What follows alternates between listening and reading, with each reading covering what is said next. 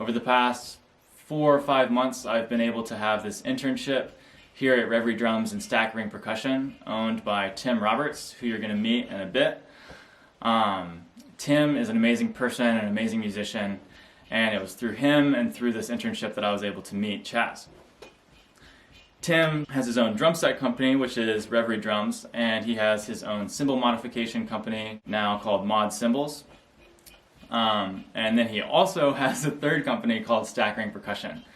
And each one of these companies has been doing pretty well recently, and I know that it's going to continue to take off.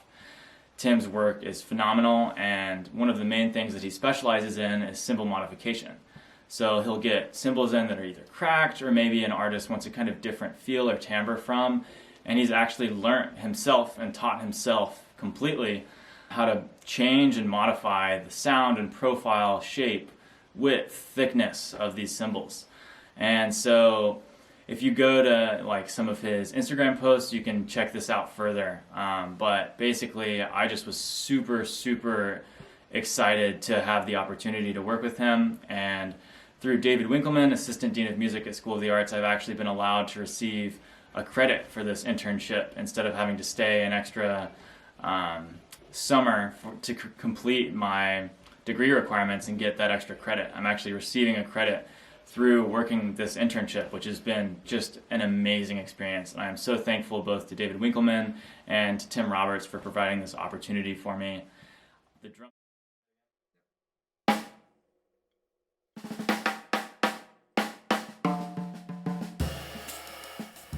Hey, I'm Tim Roberts. I am the owner of Reverie Drums, StackRing Percussion, and Mod Cymbals.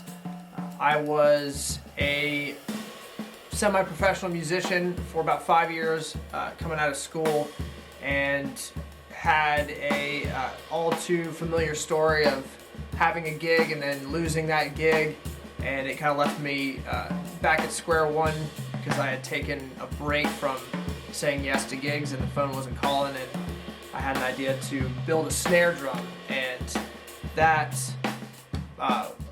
led to what I'm doing today, building custom drums. I studied jazz in college mainly, so I had a very particular sound in mind when I started building drums. I wanted to build something that fit more the sounds that I was hearing in my head, and kind of was in line with the records I listened to and the records I really devoured when I was in school. So I started Reverie Drum Company in 2015, and 3 years later I was messing around with a cracked cymbal and thought I was about to throw it away because I had all these little tiny scrap pieces, and I felt like maybe I could do something with this to turn it into some kind of accessory. So I took these shards that I was about to chunk in the trash and drilled holes in them, put a little dog tag between them, and started hanging them on different parts of the kit, and realized that it added a cool color to my drum. So I thought, well, this is definitely something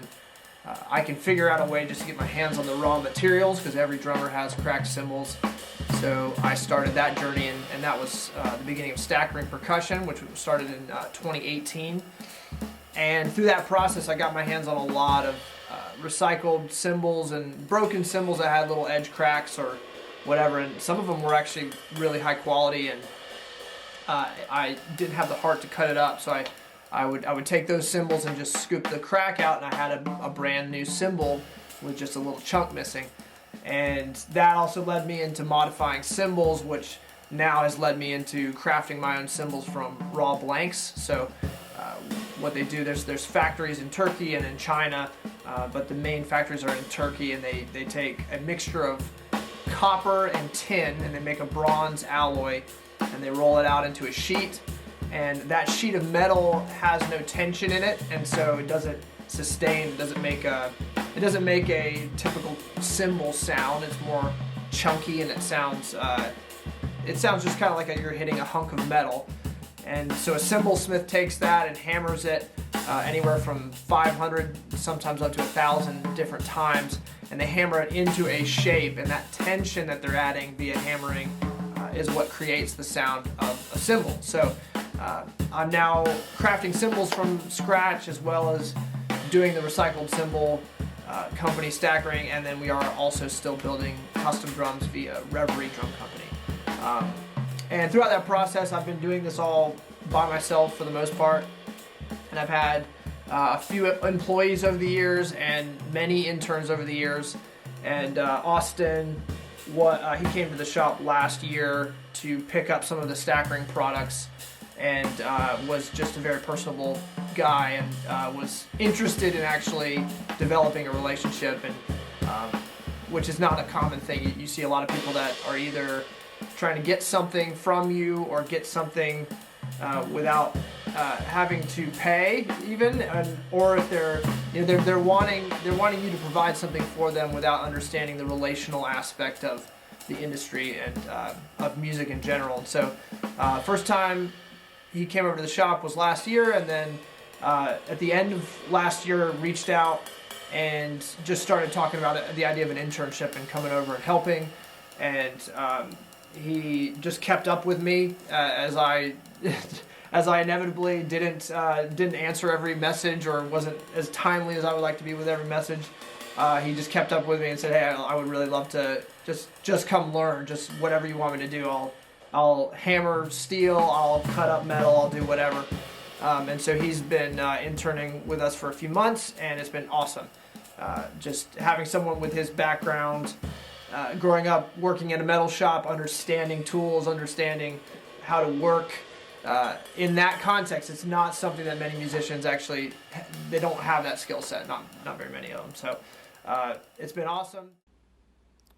It's been a fantastic opportunity for me to have this internship working with Tim Roberts. Here is a video of me doing some lathing on the top of a ride cymbal that I actually had featured in my senior recital. Tim was super instrumental in the different instruments that I was able to have there and how I had prepared some of the sounds. Lathing has been one of the harder and more intense things to learn, but it's been really great getting my grips on it. As you can see in this video, I'm actually removing some weight from the top half of a cymbal. And this blade that was shown at the beginning is super sharp and made out of a really high-grade density metal, which actually allows us to cut through the cymbal like this and remove some weight as well as remove some tension that's been hammered into the cymbal. Next, you're going to see me actually hammering on the top side and the bottom side of this same 20-inch ride cymbal. And this is adding tension to both the bottom and the top of the cymbal, thus increasing the pitch of the cymbal as well as decreasing the resonance. All cymbals actually need about 2 weeks to kind of calm down and for the metal to settle after you've done any lathing or hammering, and the actual sound of the cymbal won't start to really arise until after that point. And now we're just going to go through some photos, and this is just a look into some of the other stuff that I've done with him. Here are some of the scrap cymbals and steel pieces that we use to hammer into our Versa stacks. And so we'll cut these up into these smaller pieces, and then after we have these smaller pieces, we'll assemble them and get a variety of small auxiliary percussion instruments and different little jingles and sizzles that help the effects of our cymbals. Here, you can actually see me hammering and working on the Versa stacks. We make a variety of different sizes of these instruments, and it essentially creates like an 80s clap sound. And so these are super cool. After you hammer the individual pieces, you put them all together. And here's a look into my own Versa stack that I've taken through a painting process. And actually, I did all of this art on the top of the cymbal with a solder.